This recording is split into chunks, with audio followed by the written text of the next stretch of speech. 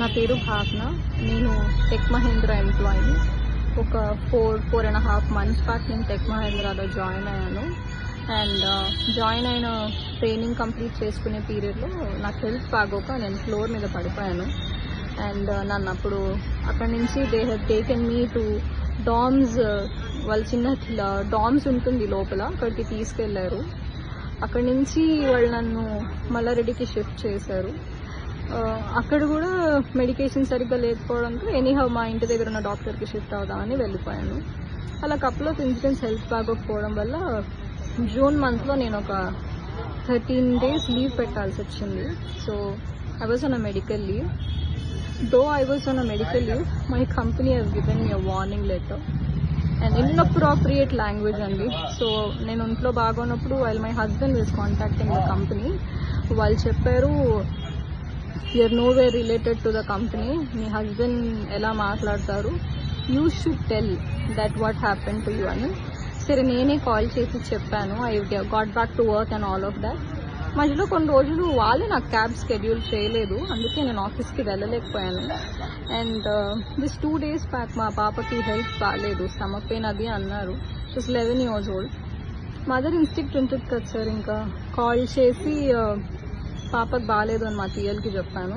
చెప్తే అదంతా తెలియదు నాకు, మీరు ఫస్ట్ పైకి వెళ్ళి లాగిన్ చేయండి, నేను నా రీజనల్ మేనేజర్ దగ్గర నుంచి అప్రూవల్ తీసుకుని పంపిస్తాను అని. సరే ఓకే సార్ అని పైకి వెళ్ళే లోపు నాకు ఇంకో కపుల్ ఆఫ్ కాల్స్ వచ్చాయి పాప దగ్గర నుంచి. So I had to go. నేను అన్నాను లేదు సార్, నేను ఒకవేళ వెళ్ళిపోయినా I try to compensate tomorrow, కానీ ప్రామిస్ చేయలేను, ఎందుకంటే ఇంటికెళ్ళక పాప పరిస్థితి ఎలా ఉంటుందో తెలీదు. యూజువలీ సాటర్డే సండే నా ఆఫ్ కదా, నేను ఆల్రెడీ కొన్ని స్కెడ్యూల్స్ నేను చూసి చెప్తాను అని చాలా పొలైట్గా ఫోన్ డిస్కనెక్ట్ చేశాను. And I went back home. I taken care of my daughter. Just పాపకి వెళ్ళగానే డాక్టర్కి కాల్ చేస్తే బేసిక్ మెడికేషన్స్ ఫ్రైడే రోజు ఇచ్చాము. సాటర్డే రోజు properly took her to the hospital. Urine blood scanning అంతా చేశారు. రిపోర్ట్స్ సాటర్డే కదా, సో సాటర్డే నేను వెళ్ళేసరికి లేట్ నైట్ అయిపోవడంతో రిపోర్ట్స్ ఇవ్వలేదు. So Sunday that hospital radiologist wasn't working. నాకు మండే కల్లా రిపోర్ట్స్ వచ్చాయి.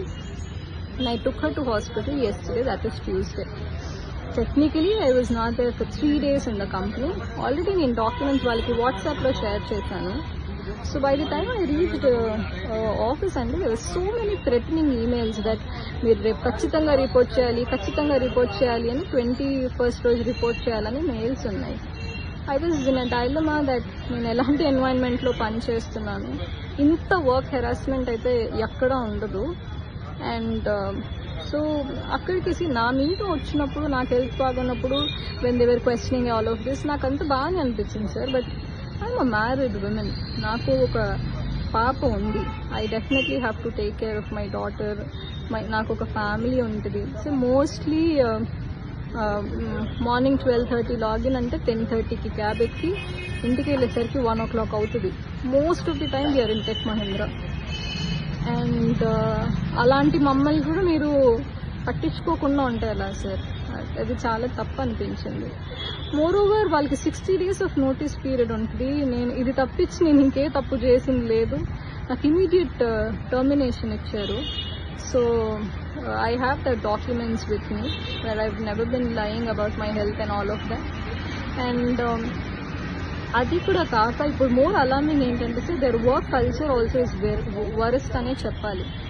నేను ఏ కంపెనీలో వాష్రూమ్కి వెళ్తే అడిగి వెళ్ళాలి అని వినలేదు sir. This is the only company where I heard women వాష్రూమ్కి వెళ్ళాలంటే కూడా చెప్పాలి. ఫ్లోర్ మీద అరుస్తారు ఎక్కడికి వెళ్ళారు అని. వాష్రూమ్కి వెళ్ళాము అని చెప్పలేక అసలు పని ఉండి వెళ్ళాము అంటే ఎక్కడికైనా వెళ్తే చెప్పి వెళ్ళాలి అని. Sir I'm not comfortable sharing వాష్రూమ్కి వెళ్తున్నాను అంటే బయో బ్రేక్ అని చెప్పండి, లేకపోతే జువితాతో చెప్పండి, ఇంకెవరితోనైనా చెప్పండి. బట్ మీరు చెప్పకుండా ప్లేస్ నుంచి వెళ్ళిపోతే మాకు ఎలా తెలుస్తుంది మీరు ఎక్కడికి వెళ్తున్నారు అని. So much of micro management is being done. అది కూడా that is intolerable sir. I am a woman, I have right to pee. I will not answer anyone that I am going for pee or loo or I am doing anything. I have a medical condition where I might require to go little more to the washroom. Company should work accordingly to the employee. That also wasn't given.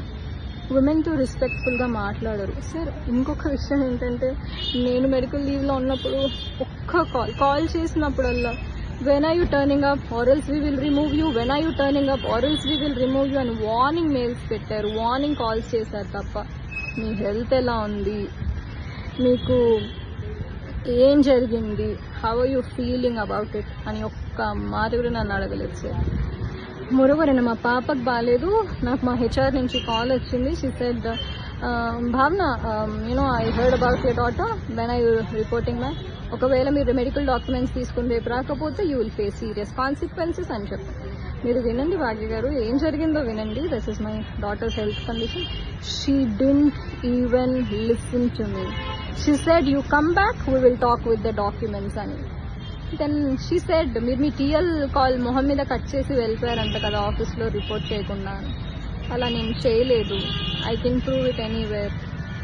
And so కనీసం మీ పాపకి ఎలా ఉంది, మీరు ఎప్పుడు కల్లా రాగలుగుతారు అని కూడా నన్ను అడగలేదు సార్.